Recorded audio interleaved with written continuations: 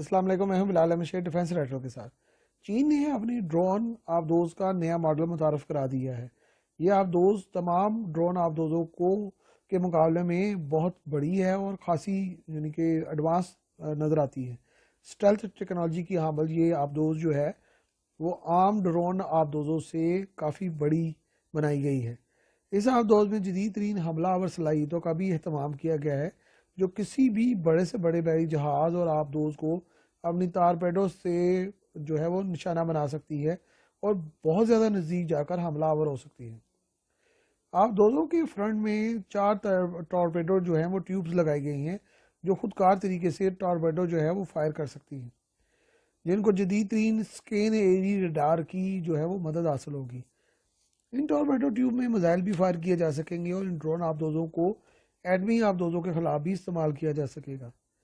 چین پچھلے کئی سالوں سے ڈرون آبدوزوں پر کام کر رہا ہے اور اس کو جاسوسی اور دیکھ بھال کے علاوہ بارودی سرنگیں بچانے کے لیے بھی استعمال کیا جاتا تھا۔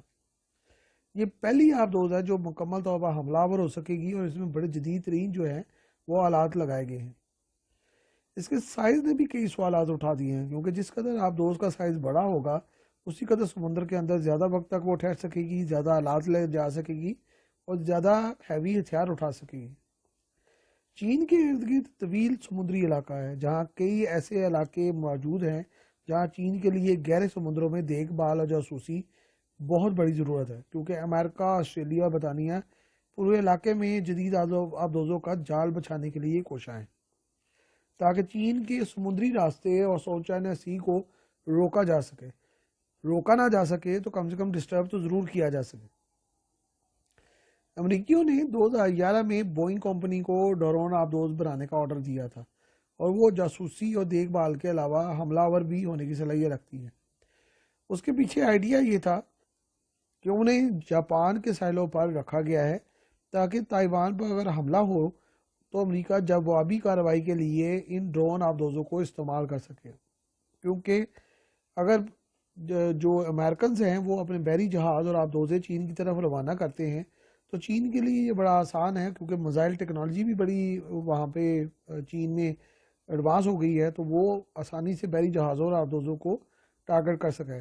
لیکن ڈرون آبدوزوں کو روکنا چین کے لیے اس وقت مشکل تھا، لیکن اب جبکہ اس کے پاس کاؤنٹر اٹیک کے لیے بھی ڈرون آبدوزیں آ گئی ہیں، تو اس صورتحال میں چین کے لیے بہت بڑی ایک جو ہے وہ ایڈوانٹیج بن گیا ہے کہ وہ ساؤتھ چائنا سی میں